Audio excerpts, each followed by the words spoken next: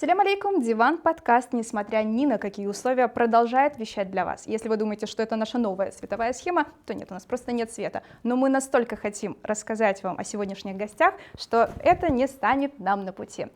Итак, активистка крымчатского народа Татьяна Косецкая, президент Киевского национально-культурного центра крымских караимов ДОНМА Александр Арабаджи. Хош келдіңіз. Вітаю. Вітаємо. Вітаю. Егер мен крым-татар чоловіцем, сіз мене анарсаныз? Якщо розмовлятиму кримсько-татарською, зрозумієте чи ні? Складно. Так. Складно? Складно, да. Мне просто всегда было интересно, на самом деле, насколько похожи крымские татары, караимы и крымчаки. Потому что я, как человек, который родился в Крыму и вырос, к сожалению, за все эти годы ни разу вот так близко не общалась ни с караимами, ни с крымчаками. Поэтому для меня большая честь сегодня с вами встретиться и поговорить. Дякую. Отдельные термины помню. Бабушка произносила в семье. Мама, папа. Отдельные термины помню, а в общем языка не знаю. Расскажите мне, пожалуйста, пани Татьяна, пан Александр, что из себя представляет сейчас крымчатский народ? Вітаю всіх, дякую за питання, Мілена. Зараз кримчатський народ себе представляє малочисленну, критично малочисленну кількість людей. По останнім розрахункам, це офіційні дані, 204 людини було на території Крима. Щоб ви розуміли, щоб можна було порівняти цю кількість, уявіть багатоквартирний будинок, де на кожному поверсі по 4 квартири і в кожній квартирі живе сім'я з 4 людей, то кількість цих людей, скільки зараз проживає в Криму, кримчаків, нарахується на 12-13 поверхів. Це взагалі така от кількість, уявіть, багатоквартирний будинок і така кількість критично малочисленна. І в світі, теж по останнім, це, по-моєму, в нульових був перепис населення, десь приблизно 1200 людей.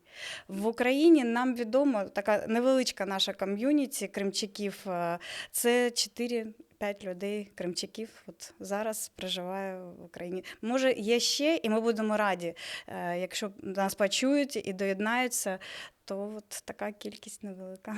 Пане Олександре, в Караимів трошки ліпша ситуація, правильно? У караимов немножко лучше ситуация, нас немного больше, но ввиду того, что народ разделился, большая половина караимов осталась на территории Крыма. На материковой части Украины намного меньше. Это в основном в городах Киев, Николаев, Херсон, Днепр, Харьков. Общины насчитывают по нескольку человек.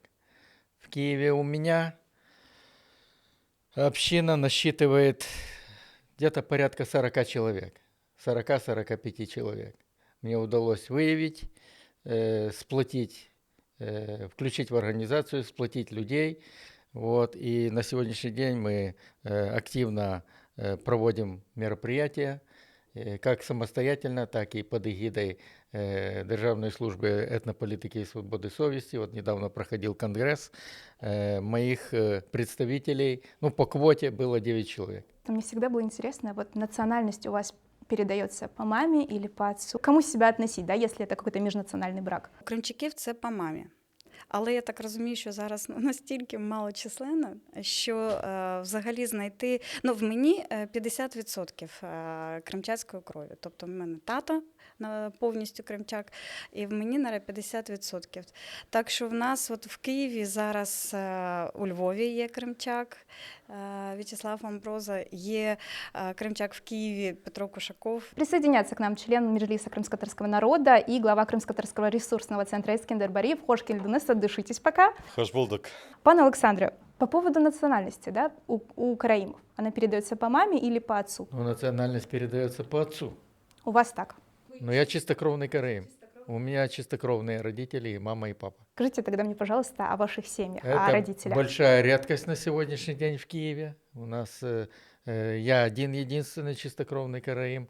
Много есть караимов четвертушек, есть половинки. А вы с ними общаетесь, они еще пытаются сохранить это коренье свое караимские, или уже это Они сходит? стараются сохранить, узнают очень много о себе, о своем народе, о своей культуре узнают, Я провожу постоянно и разные различного рода мероприятия, которые помогают им познать хорошо свой народ, свою культуру, свои традиции, свою религию. Вот, мы очень часто собираемся. Вот буквально недавно после конгресса я провел такую вот познавательную экскурсию по крымским местам города Киева. Кстати, по поводу кинасы. Когда ее вернут уже наконец-то в Киеве? Вот у меня вопрос возник серьезный, уже серьезно возник вопрос по отношению к Державной службе этнополитики, потому что пришла инкогнито, до меня дошла информация о том, что Дом актера упраздняют и кинасу хотят переформатировать. Я не буду называть, кому ее хотят передать в руки, но у меня уже есть точные сведения, кому ее хотят передать, и уже готов проект перестройки здания. Искандер Ага, надо помочь. Поэтому я хочу бить в набат, поднимать все государственные органы, чтобы они нам все-таки помогли. Помогли не просто, помогли кинасу вернуть, помогли ее отреставрировать, и, конечно же, необходимо нам и содержание, потому что более 100 лет город эксплуатировал здания, вопреки тому, что караимы существуют, и на нас, по сути дела, зарабатывал хорошие деньги. А вот кинаса, которая была в Харькове. Харьковская кинаса существует, она в руках караимов Харькова, но там есть проблемы большие. Проблемы в том, что там идут какие-то непонятные судебные процессы, и караимам содержать ее не под силу, это здание, и оно разрушается. Точно так же, как и в Киеве. В Киеве кинаса, я вот водил туда, мы провели хороших 2 часа в стенах кинасы, и я увидел очень много разрушений. А почему так происходит? У меня к вам общий вопрос. Почему так? Неужели государство где-то не дорабатывает или ему на самом деле все равно? От чего так происходит? Полная беспечность государства. Вот я хочу поднимать вопросы и буду просить и крымчаков, и крымских татар поддержать нас в том, чтобы все-таки в конце концов положительно решился вопрос относительно кинасы. Мы не можем смотреть равнодушно, я не могу смотреть равнодушно на то, как ее эксплуатируют посторонние люди, на этом наживаются, зарабатывают хорошие деньги, а мы влачим жалкое существование, нам негде собраться. Искандер Ага, следующий вопрос будет к вам по поводу Конгресса. Как вы оцениваете его проведение, ну и итоги? Ну, в первую очередь я хочу обратить внимание на то, что этот был первый конгресс, хотя к названию конгресса у меня тоже неоднозначное отношение. Кто выбирал название? Но здесь дело в том, что там было в нормативных актах уже заложено, что Конгресс. И когда я уже стал говорить, что Конгресс — это что-то институциализованное. И поэтому здесь вот речь идет о том, что Конгресс, когда мы называем, то значит подразумевается что-то постоянное, и в которой есть своя иерархия и так далее. Поэтому здесь, так уже пошло, раз уже назвали Конгресс, то в принципе это нормально. Главное, чтобы действительно этот Конгресс не был первым и последним, а важно, чтобы действительно он продолжался. И действительно очень важно, чтобы Конгресс не был просто, скажем, таким вот событием демонстрации коренных народов Украины, а чтобы был событием, когда на этом Конгрессе в первую очередь обозначают проблемы, во вторую очередь отчитываются, что сделано, и в третью очередь, чтобы действительно четко обозначали пути решения проблем. И тогда действительно мы будем говорить о том, что Конгресс состоялся, и Конгресс очень важен. То, что действительно на первом Конгрессе были обозначены проблемы, мы старались и мы работали над этим. Мы целенаправленно, когда работали над содержанием Конгресса, взяли ряд тем. Первая тема была это положение коренных народов в условиях российской агрессии против Украины. И очень важно, что именно в эту панель, в том числе было обращение к коренным народам Украины от коренных народов Российской Федерации. И где они осуждают действия Российской Федерации по отношению к Украине и проявляют свою солидарность как с коренными народами Украины, так и с Украиной в целом. Второе, что касается этой панели. Здесь очень важно, что мы должны давать посылы, что происходит с коренными народами в условиях этой агрессии. И с другой стороны, конечно, мы должны давать посылы, а как решить эти проблемы. Я на самом деле не услышал таких четких направлений, но мы это постарались вложить в резолюцию. И в резолюции четко сказано о том, что необходимо, чтобы ОБСЕ разработала план действий, то есть экшн-план по улучшению положения коренных народов в регионе ОБСЕ. Меня интересует, это больше мероприятие было сделано для кого? Это на внешнюю аудиторию или на внутреннюю, в первую очередь? Мы постарались сделать, чтобы она была как на внутреннюю, так и на внешнюю. Во-первых, когда на внутреннюю мы даем посылы для украинского общества о том, что мы есть, а на внешнюю там были привлечены достаточно авторитетные эксперты, представители коренных народов, которые воспринимаются во всем мире. Это и члены постоянного форума ООН, и внук первого представителя коренных народов, который пытался еще попасть на заседание Лиги наций в 1923 году. Скиннерга, а почему не было никого из представителей коренных народов Европы, допустим? Что касается коренных, во-первых, этот Конгресс коренных народов Украины. Это раз.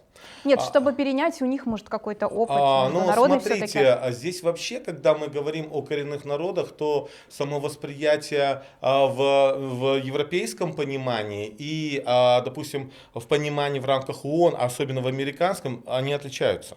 И поэтому, когда мы говорим о коренных народах Европы, то тут в первую очередь начинают говорить о сами. И Отличный как пример, раз кстати. как раз в эти даты, но опять же, сами больше относятся к арктическому социокультурному региону, не к нашему. Но они молодцы, у них свой парламент. Но здесь, смотрите, сами живут в 4 странах. А в 3 странах, это Норвегия, Швеция и Финляндия, у них есть свои парламенты. В 4-й стране это Российская Федерация, где они не имеют ничего. Кроме того, у них есть межпарламентский совет, то есть наднациональный. Я о том, чтобы пообщаться с ними, возможно, какие-то у них идеи взять, какой-то опыт перенять, пригласить их на этот конгресс, было бы здорово. Ну, я вам скажу так, что, например, у сами Швеции, у них прошли выборы в парламент 5 октября, и 26, 27 и 28 ноября у них проводилась учредительная сессия, 9-я сессия после выборов. У нас еще 2 страны есть, откуда можно позвать. И это раз. Но, во-вторых, здесь, конечно, вот если мы будем правильно действовать в соответствии с законом Украины, то, я думаю, в будущем Украина может давать пример и рассказывать как раз-таки в том числе и Швеции, Норвегии и Финляндии, что у нас намного успешнее процессы, только должна быть политическая воля. Ну, нам далековато еще до крымско-татарского парламента, к сожалению, или к счастью. Не-не-не, стоп.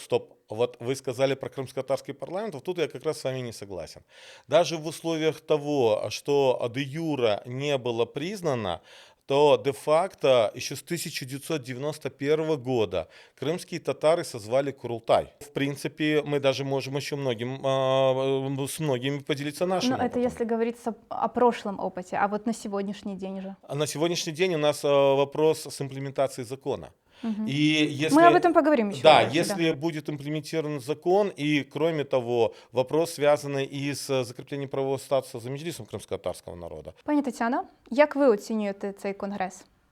Я погоджуюсь з паном Кандером стосовно того, що це був перший конгрес. Порівняти нема в мене, в будь-якому випадку, в мене досвіду з чим порівняти немає. Але питання наступне, що після конгресу буде, які от ми там задекларували рішення і як далі буде розвиватися події. Буде другий, і з чим ми прийдемо саме до другого конгресу. Для мене це була дійсно можливість бути дотичною до людей, з якими я споріднена рідною землею, що питання дійсно нагальні, наскрізні, і як буде далі, це дійсно питання домашнього завдання нам на наступний рік і найближчі часи. А щодо діаспори кримчаків, чи хтось був? Була, так, був В'ячеслав Амброза. Я вважаю, що це дійсно більш експерти, більш в юридичних питаннях. Другий була Ян. Була моя донька, тому що я можу вважати, що це вже дійсно теж вона кримчачка. А де діаспори зараз кримчаків найбільше? Ну, найбільше казати не дуже правильно, звісно, але тим не менш. Припускаю, що це моя така суб'єктивна думка, що зараз, мабуть, в Ізраїлі. Вот мне просто интересно, почему никто оттуда не приехал сюда, в Киев?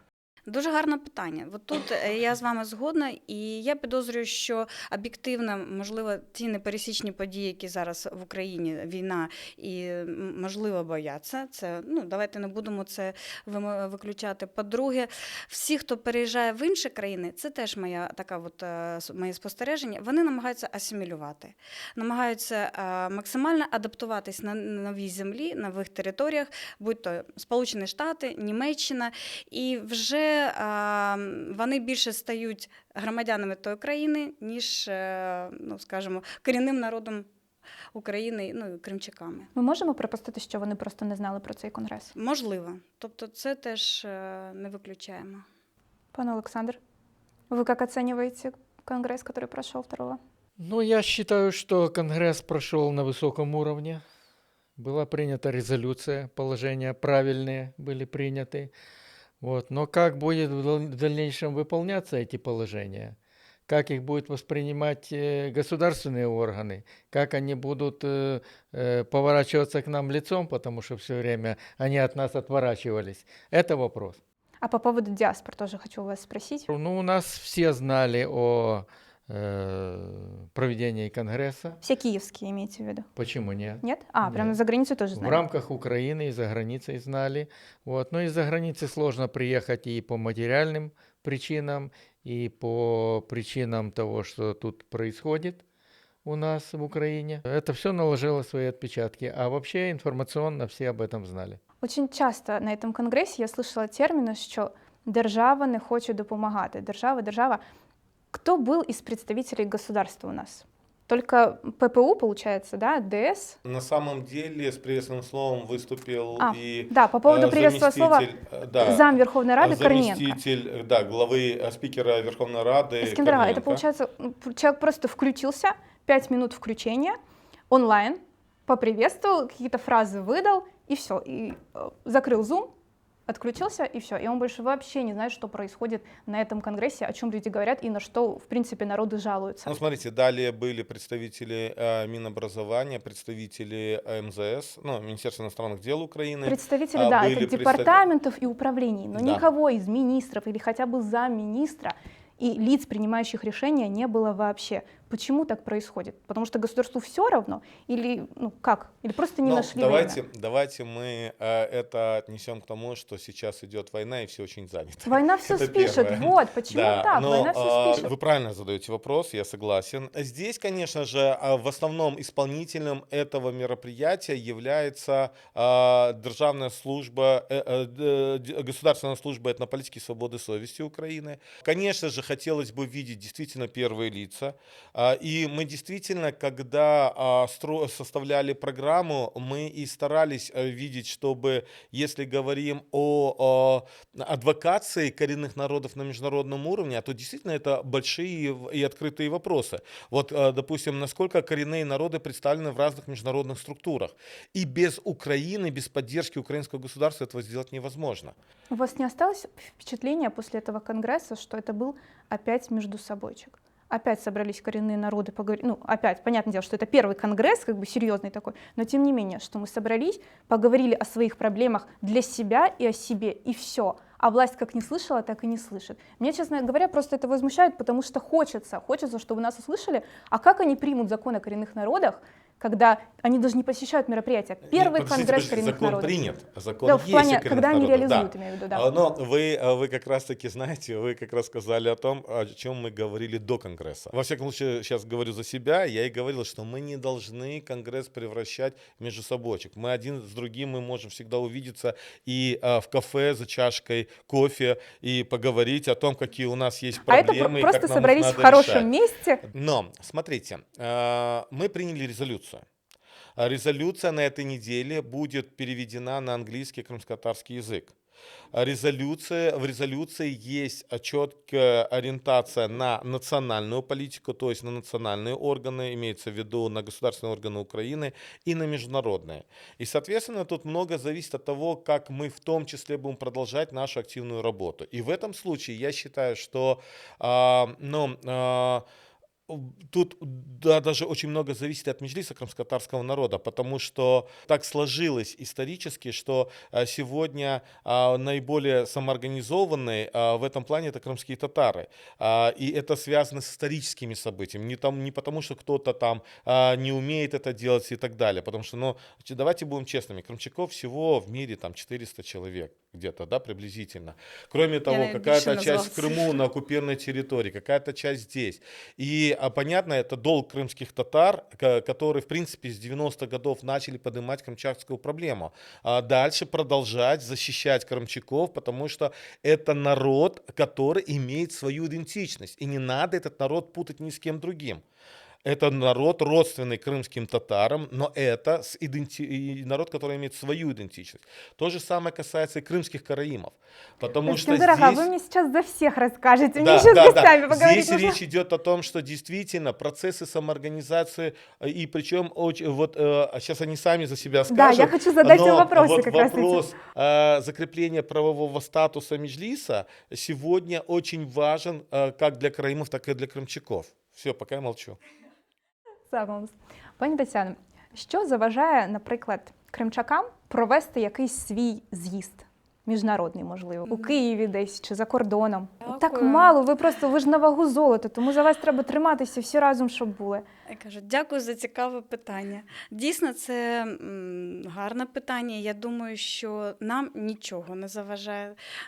Ми, в принципі, той кількості, які дійсно в Україні, і я так розумію, що ті кримчаки, які знаходяться за теренами України, вони можуть приїхати. Головне, що ми там будемо декларувати і артикулювати на нашій зустрічі. Бо це питання, мабуть, цього року.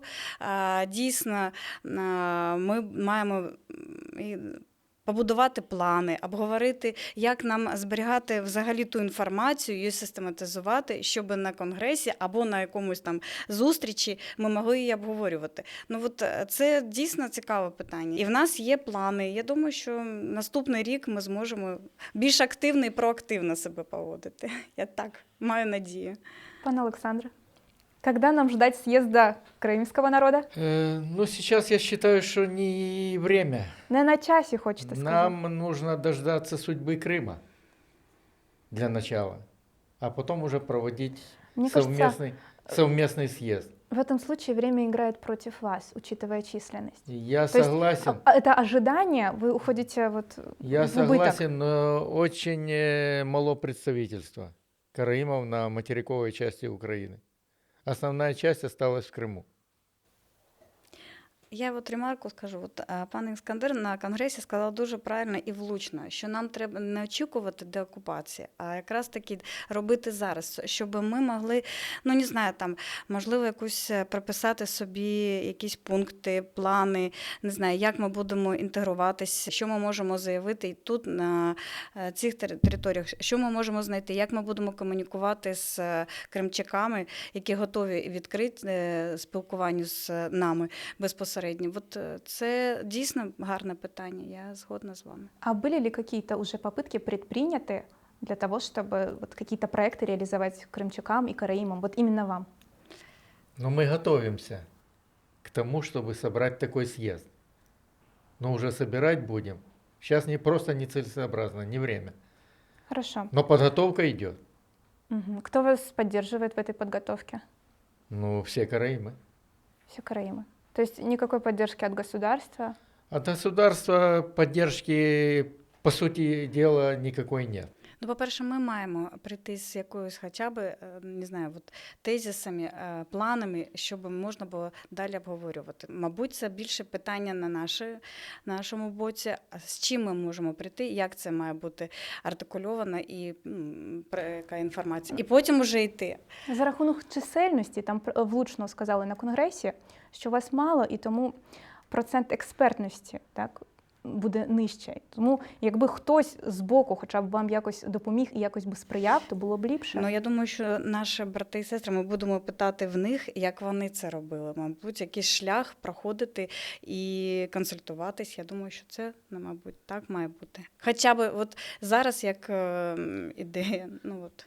Я бы хотел добавить, для того, чтобы нам ощущать действенную помощь от государственных органов, нам для начала нужно знать, какими полномочиями обладает ДЭС, которая курирует нас. Вот это очень важно. Но я считаю, что теми полномочиями, которые бы помогли нам вернуть КИНАСу, они не обладают. А кто Я обладает? вам сразу отвечу на этот вопрос. Необходима, наверное, воля президента в первую очередь, чтобы решить этот вопрос. Там очень много подводных камней. Так вот, была же Куришка как раз на мероприятии. Вот Куришка я недавно буквально передал, ну не недавно, а уже прошло 3 месяца, я ей передал пакет документов.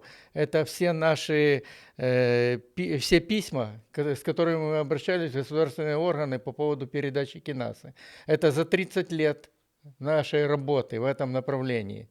Я ей передал и ни гу-гу. А вы не подходили после Причем мероприятия? передал по их просьбе. Они мне позвонили и сказали, чтобы я привез. После того, как я поднимал этот вопрос на уровне представительства президента в Крыму. Я отвез. Прошло 3 месяца. 3 месяца это точно прошло. А у вас на И не мероприятии гу-гу. была возможность к ней лично подойти и Была поднять возможность эту тему? лично с ней Воспользовались? разговаривать, естественно. Что говорит? Но она сказала, что мы не полномочны решить этот вопрос. Она мне прямо сказала. Но тем не менее позвонили мне и сказали о том, чтобы я привез пакет документов. Я отвез. Честно говоря, я уже запуталась, какие полномочия у ППУ, потому что культурные мероприятия они организовывают. Ну, только и всего. Только и всего. Полномочий никаких. Значит, там есть такой казус, я вам сейчас объясню. Здание, архитектура известного киевского архитектора Городецкого. Оно является памятником архитектуры национального значения. То есть памятник архитектуры Украины. А принадлежит городу здание. Вот в чем весь казус. Город его эксплуатирует, хотя здание является памятником архитектуры национального значения. Вот эта разноголосица, она и вносит сумятицу в этом вопросе. Если бы волевым решением президента вывели здание из собственности города и перевели его в собственность государства, и была бы воля президента передать его караимам, нет вопроса. А так, никто не полномочен решить этот вопрос. Я вам говорю сразу, никто. Мы будем поднимать, так как курирует нас ДЭС, мы будем поднимать. Сейчас я срочно начну поднимать этот вопрос, потому что пришла информация буквально 2 дня назад о том, что здание забирают у Дома актера. Дом актера ликвидируют, оно подлежит ликвидации. Очень интересно, что на Конгрессе было столько структур, казалось бы, да, которые вот темой Крыма Ну, упикаются. 30 лет я разбиваю лоб. 30 лет. Я же не просто говорю. Этот вопрос я досконально знаю. У меня огромная стопка писем, переписки с различными органами, и с Верховной Радой, и с Офисом Президента, и тогда были А если к немного другие омбудсмену, названия. допустим? Или есть И же с уполномоченные по омбудсменом, правам и с человека в Карпачевой Крыму? решал вопрос этот. Все отписываются. Мы не вправе решить этот вопрос, так как здание принадлежит городу. Коммунальной собственности города. Все. Тогда Кличко. Кличко. Кличко меня выставил из кабинета в свое время. Что сказал?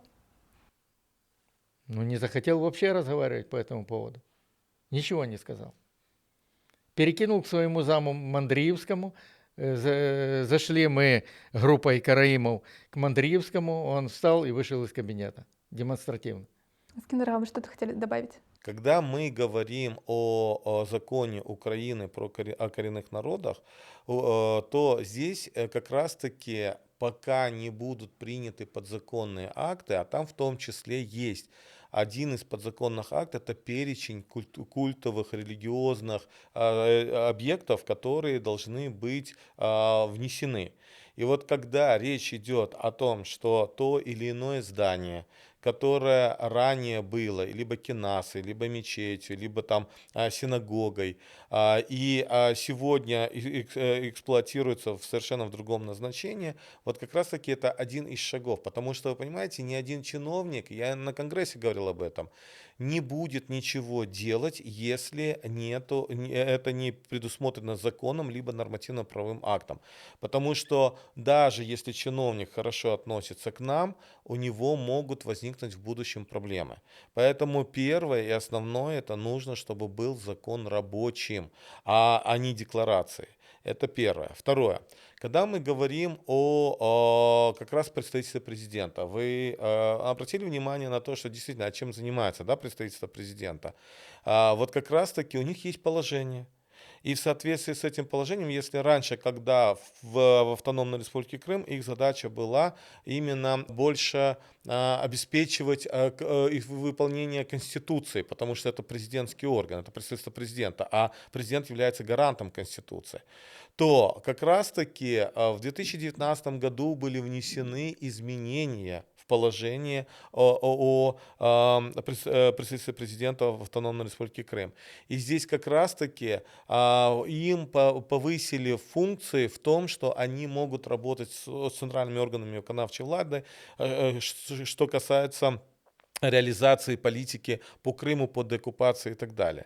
И вот здесь, когда мы говорим о коренных народах, то, конечно же, это в первую очередь касается и представительства президента. И они должны способствовать тому, чтобы действительно закрепление было статуса Меджлиса крымско-татарского народа, как представительного органа, которое Кабинет министров Украины уже более 2 лет не исполняет. А у них, кстати, какая позиция по этому поводу? У кого?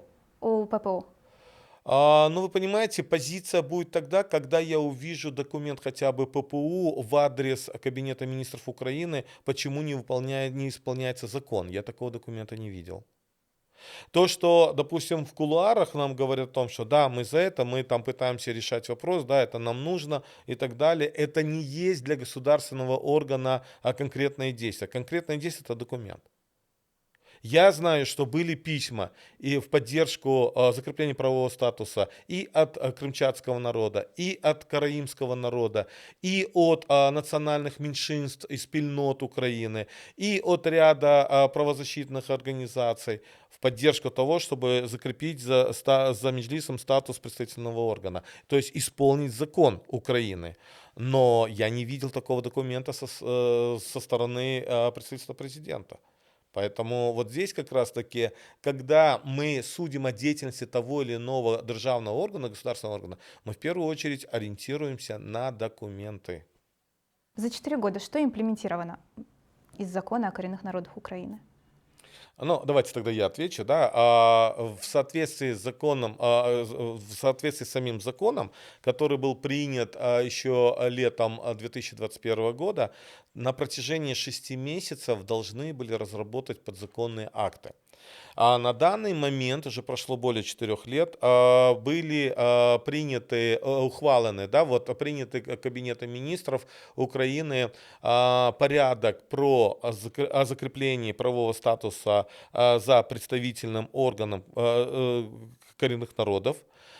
И второй нормативный акт — это порядок о консультациях с коренными народами, то есть с представительными органами. Третий акт, который был подготовлен, это порядок резервирования земель для представителей коренных народов, которые возвращаются на свои земли. Но этот акт так остался не принятым, не подписанным распоряжением Кабинета министров Украины.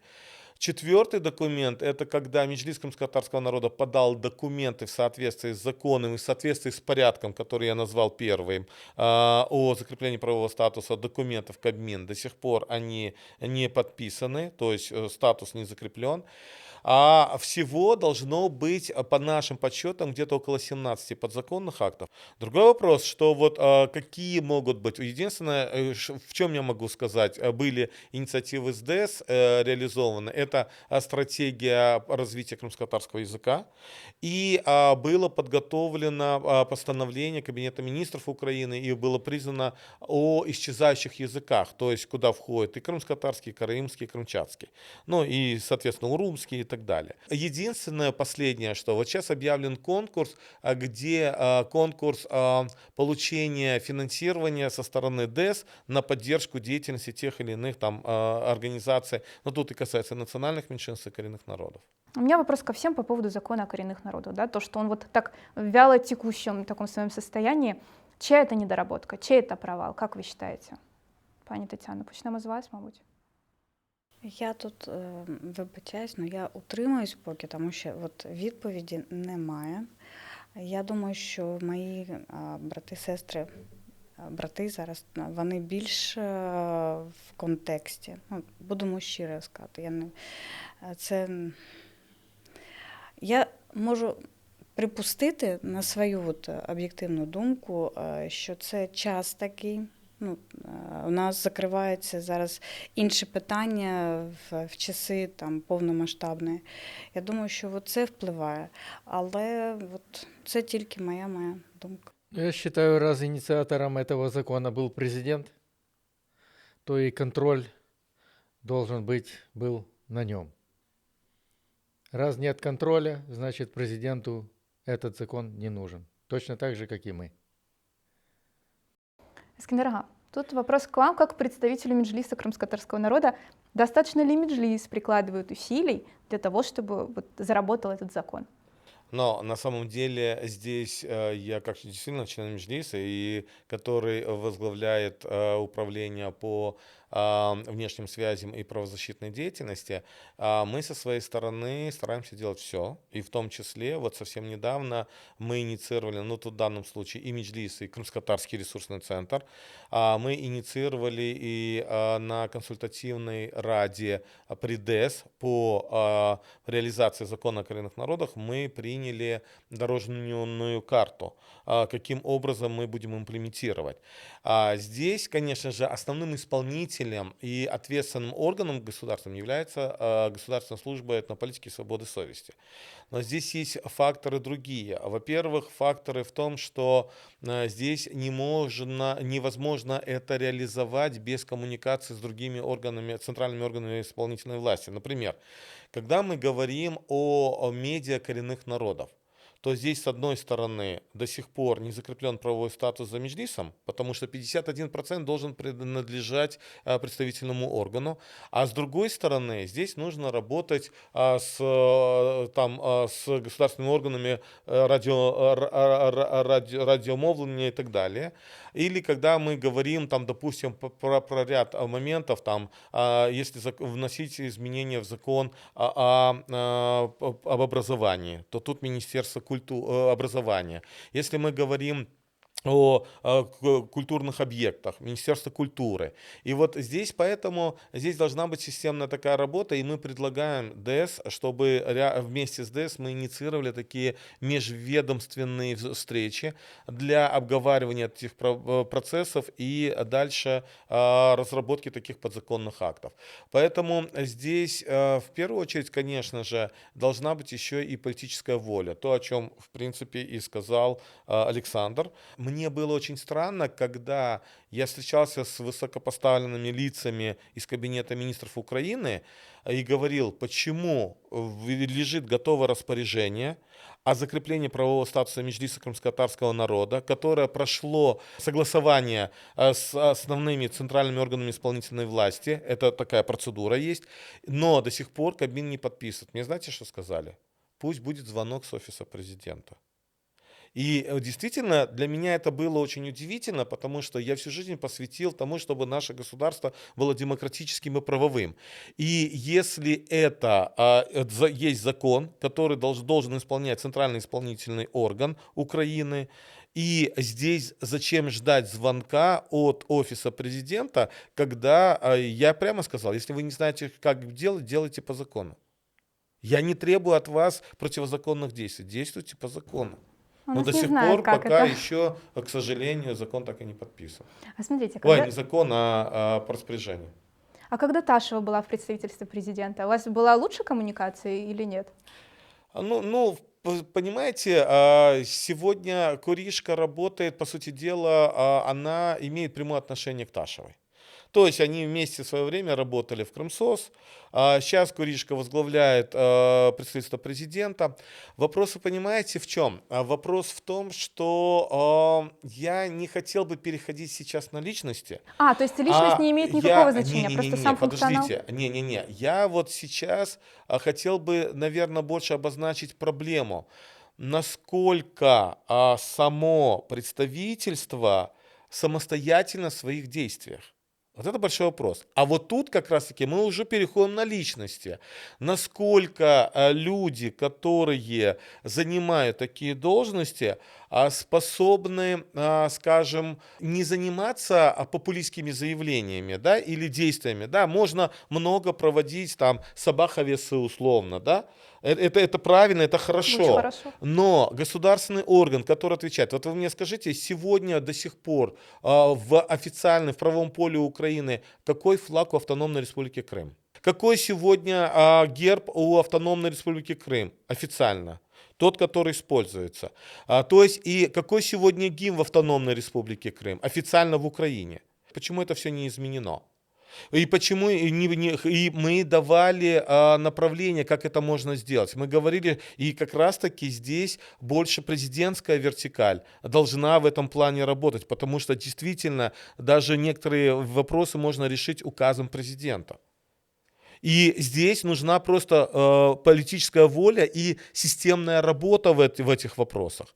Но, к сожалению, я вам просто привел самые простые примеры, которые понятны обычному зрителю. А если мы пойдем вглубь, мы можем полностью разложить и дать юридическую оценку вообще всех нормативных актов. Наши юристы это все уже давно сделали, мы об этом неоднократно говорили. Искандер, вот когда вы подавали иск против Кабмина, вот какая реакция была в Меджлисе? Они вас поддержали? Это была ваша инициатива или все-таки Меджлис? Здесь была инициатива моя личная, как гражданина Украины и даже не обязательно крымского татарина.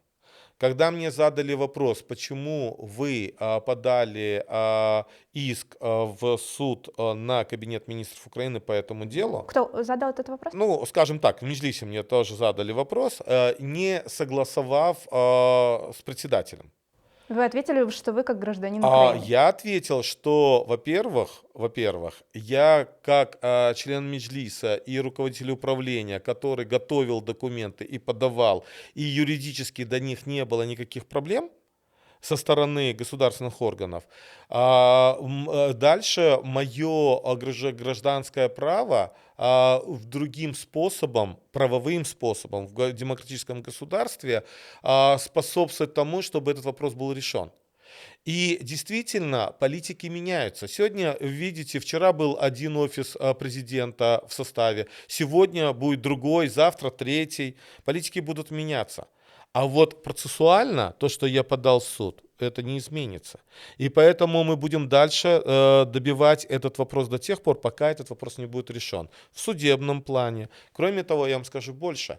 Сегодня уже есть в некоторых, уже в документах Европейского суда по правам человека в деле Меджлис против Российской Федерации или членов Меджлиса против Российской Федерации четкая формулировка, что Меджлис крымско-татарского народа — это представительный орган коренного народа. Это очень важно. Кроме того, сейчас сделал запрос Европейский суд к Российской Федерации, и до 20 января они должны дать ответ. И с другой стороны, пригласил быть третьей стороной Кабмин. Вот теперь вопрос, а как Кабмин будет себя вести? И это мы делали целенаправленно, потому что мы делали юридически, подходили ко всем вопросам. Не хотят политически решать, мы будем юридически решать. Или есть другой момент, о чем на самом деле тоже не выполняет Кабмин по сегодняшний день. Не исполняет закон с одной стороны, и с другой стороны есть замечание Комитета ООН по расовой дискриминации, который четко обязал Кабинет министров Украины разрешить вопрос с закреплением правового статуса Меджлиса крымско-татарского народа.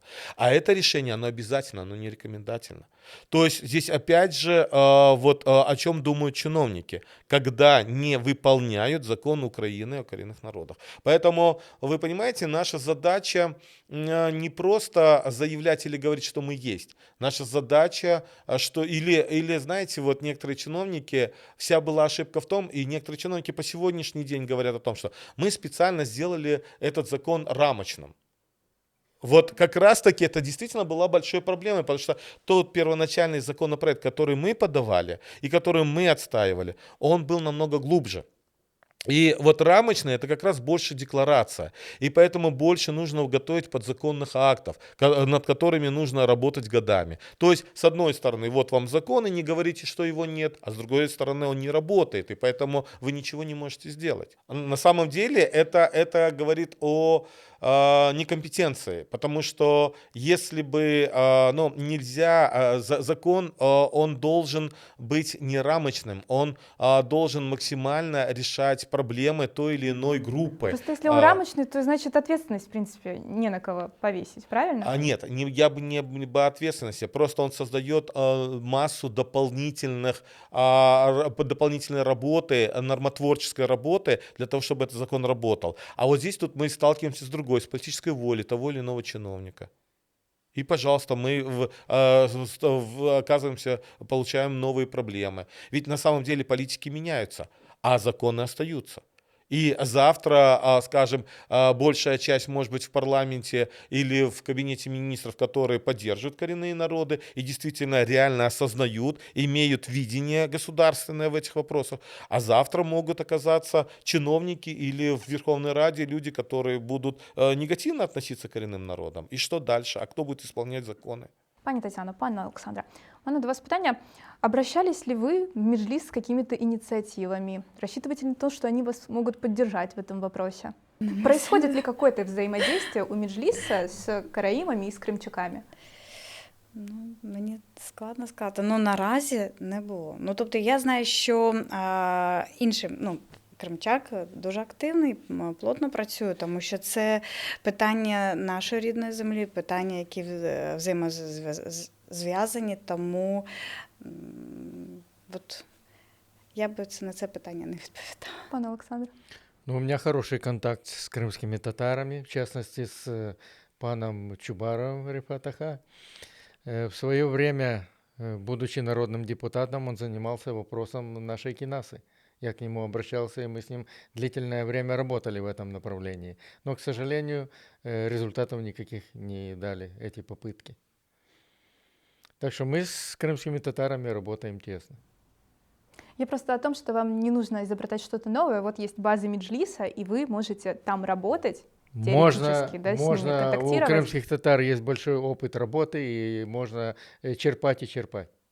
Як я сказала раніше, що дійсно ми будемо в майбутньому, якщо ми якісь плани будемо проробляти, ми будемо це робити максимально разом. І я знаю, що кримчаки також активно працюють. От, ну, і В'ячеслав, і Петра, ну, вони активно працюють. Я нова людина, тому... Ну, тут давайте я тогда чуть больше Да. знаю в этих вопросах. На самом деле и с крымчаками, и с караимами мы, я имею в виду крымские татары в первую очередь, и Меджлис, как представительный орган, старались работать еще с 90-х годов. И действительно проблему крымчаков и караимов старались крымские татары поднимать, потому что это наши родственные народы. И народы, которые являются коренными в Крыму. Ну и, конечно же, со своей стороны всячески пытались, чтобы и представители караимов и крымчаков в том числе принимали участие в международных различных мероприятиях, в том числе и проходили стажировки и так далее. Как вот нам сейчас сохранить крымчатский и караимский языки? Вы носители его? Должен сказать, Вы изучаете что сами? Нет, у нас носителей не осталось на сегодняшний день. Вот, но я должен сказать, что буквально вот 2 дня назад Верховная Рада приняла закон о том, что крымчакский, караимский ввели в хартию. Так что это уже положительные сдвиги. Но этого мало. Ввести в хартию ввели, языки подзащитны законодательно, но надо же их каким-то образом развивать. Надо проводить занятия с народом. А в Мелитополе были До В 22 года в воскресная школа Мелитополе и уроки. есть носитель, ну такой относительный носитель. Это Соня Ялпачик, Софья Гельевна. Вот, она даже написала книгу «21 урок караимского языка». Вот. Но этого всего недостаточно. Я вам скажу, что у нас есть опыт хороший.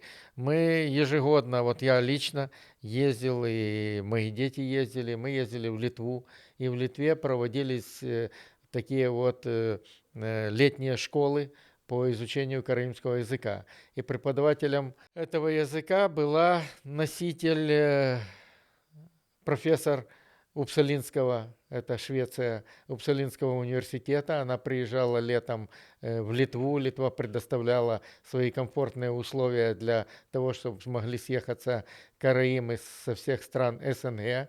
Нам всем оплачивались командировки, нас всех и кормили там, и обучали караимскому языку. Это было очень здорово.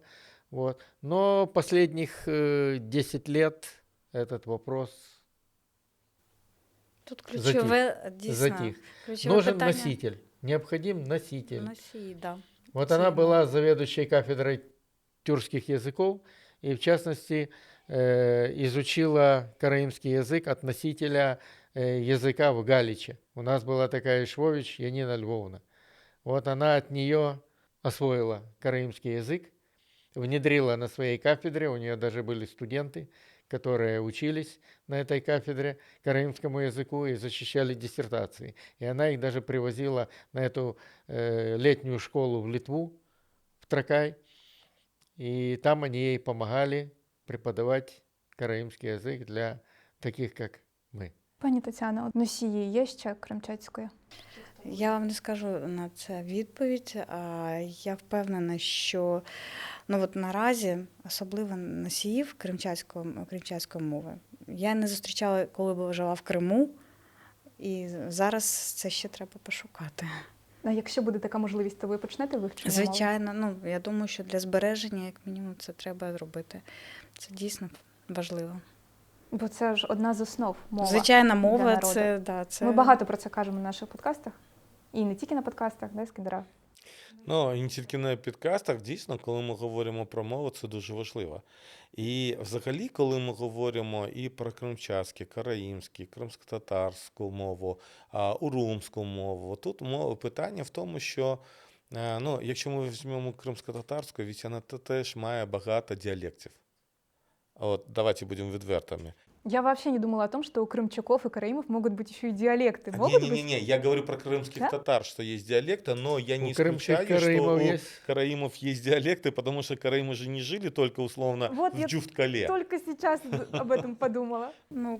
Кримчаків я не впевнена, що є діалект, тому що ми все ж такі ендеміки на території Криму. Потім роз'їхалось, це звичайно, але такою от тільки одна. Но обратите А у внимание, крымских караимов вот несколько диалектов. Крымский диалект, Расскажите, боже. Галицко-волынский диалект, потому что на Галичине проживали караимы, и тракайский диалект. Какой процент понимали, какой нет? Понимал, но дело в том, что тракайский диалект и вообще в Тракае изучали караимский язык на латинице. Тут еще вот в чем проблема. Нам надо переходить немедленно всем на латиницу. Кстати, это важный момент. Это очень важный момент, и это основа основ языка.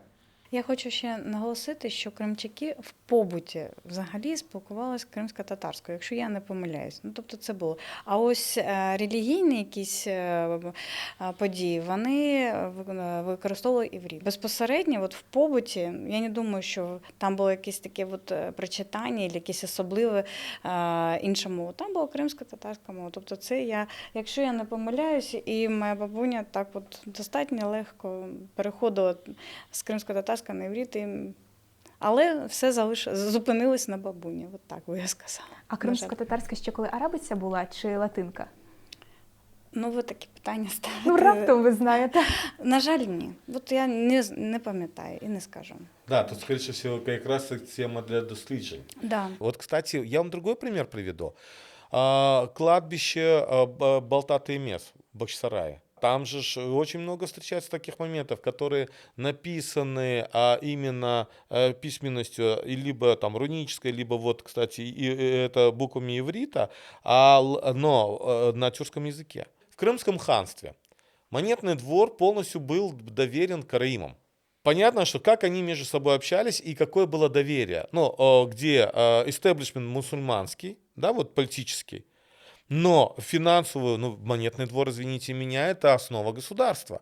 Был доверен караимам, которые имели другую религию или имеют другую религию, караимизм. И вот это говорит о том, какие взаимоотношения в Крымском ханстве были между крымчаками, караимами и так далее. Или вот еще другой вопрос. Вот два народа, караимы и крымчаки, но за столько лет они не ассимилировали одни в других. Почему есть стратегия развития крымско-татарского языка, но нет стратегии развития крымчатского и караимского языков? А как может быть стратегия развития караимского языка, если этот язык не был защищен хартией до сих пор? Нонсенс. Сколько мы не добивались, не вносили в хартию. Хартия защищает языки. Это закон. А язык не был внесен. Вот только 2 дня назад, как ввели в хартию и проголосовали в Верховной Раде. Крымчакские и караимские языки. Как вы считаете, вот это, если разработается какая-то стратегия, да, насколько она будет действенной? Ну, ее надо немедленно начать разрабатывать. Времени для проволочек нет, потому что народ вымирает. Так. Упущено очень много, упущено более 30 лет независимости Украины. Это надо было делать изначально. Если Украина взяла путь развития европейский, то надо было этим заниматься изначально. Упущено более 30 лет. Мы не имели поддержки ни в одном вопросе.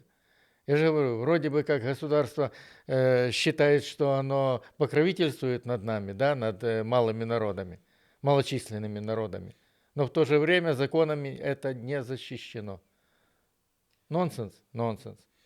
Только сейчас задумалась, честное слово, о том, что вот у нас есть стратегия развития крымско-татарского языка, и мы с вами, да, говорим о том, что язык вымирает, и нужны носители, нужно спасать, а у караимов и крымчаков ситуация вообще... Патовая. Патовий. Дивіться, тут одна ремарка.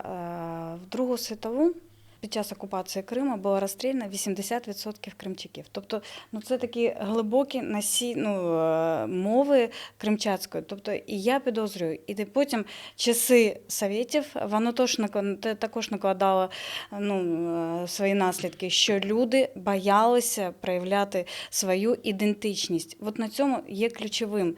І мова, вона просто стиралася як важливий ідентифікатор ідентичності і корінного народу.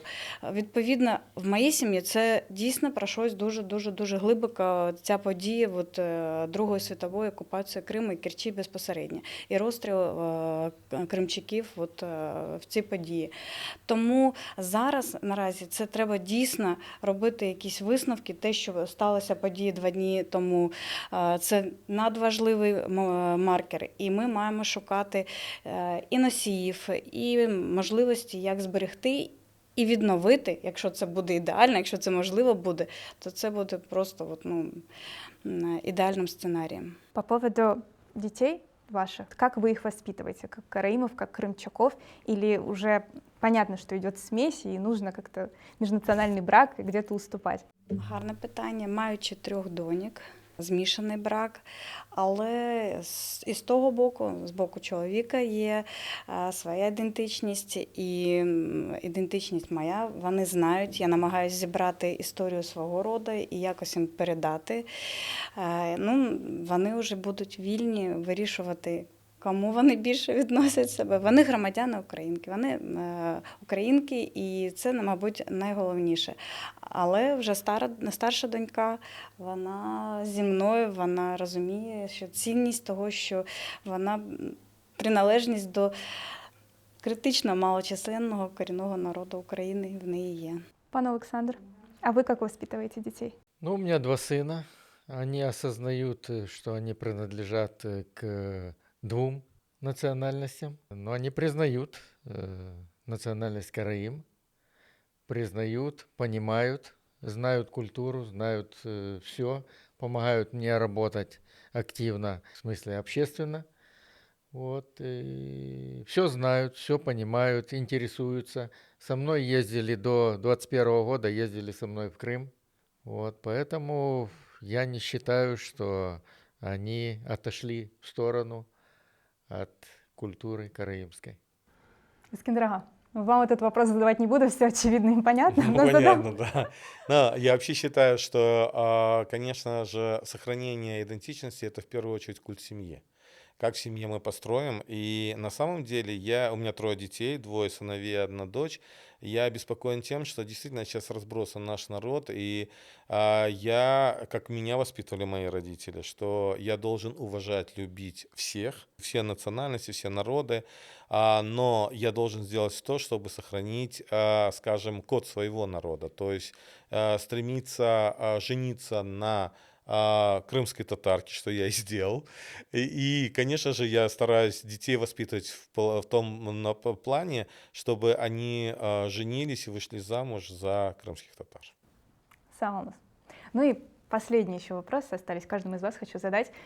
Что сделаете первым, когда будете в Крыму? Куда отправитесь, с кем встретитесь?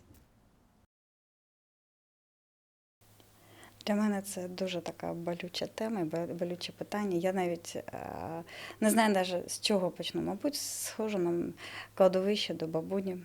Це факт. Не знаю, до моря піду. В мене є місця в районі Мірмекі, куди я піду. Це розкопки грецького государства. То я піду туди, на узбережжя. І там так вітряно і там так добре. Пан Александр. Ну, я вам должен сказать, что вы опередили ход моих мыслей. Я все время об этом все время стоял передо мной этот вопрос. Что я прежде всего сделаю, когда моя нога ступит на территорию Крыма? Я даже не знаю, что вам сказать. Я, наверное, сначала осмотрюсь. Прежде всего, я должен буду понять, чьи мысли совпадают с моими. Для того, чтобы окунуться в ту среду, которая меня устраивает, в которой мне будет комфортнее находиться, я сначала должен буду определить именно вот этот вопрос. Для меня это очень важно. В какой среде в Крыму я буду находиться? Во враждебной мне или в своей среде? А я больше про другие действия. Вот такие вот материальные. А Куда вот пойдете? действия Кого это- хотите увидеть, может быть, или А что вот хотите действие увидеть? это надышаться воздухом Крыма. Вот это для меня важно. И окунуться в морскую воду. Потому что Крым для меня это воздух и вода, прежде всего. А на 3-м месте это караимская среда, которая меня подпитывает и подпитывала меня ежегодно, когда я попадал на территорию Крыма. Хотите подышать йодом у берегов Евпатории? Именно хочу подышать и зарядиться. Искандер ага, а вы? Но я уже 1 раз испытал такое чувство, когда первый раз в 1990 году приехал в Крым. Я первый раз, мне было 16 лет. Как прилетели в Симферополь, на следующий день мы на машине поехали в Судакский регион для того, чтобы посмотреть земли моих предков. На этот раз у меня другое чувство, о чем я действительно хочу, потому что я не смог похоронить своих родителей. В первую очередь я пойду на могилки. Дякую за то, что пришли. Было очень интересно и очень полезно. Я надеюсь, нашим зрителям тоже. Если да, то оставляйте свои комментарии, оставляйте лайки, пишите нам, коммуницировали ли когда-то вы с крымчаками и караимами. Или что сделаете первым, когда вернетесь в Крым. Чок сағылыңыз. Салам алейкум, Курышкенджи. Это был Диван подкаст.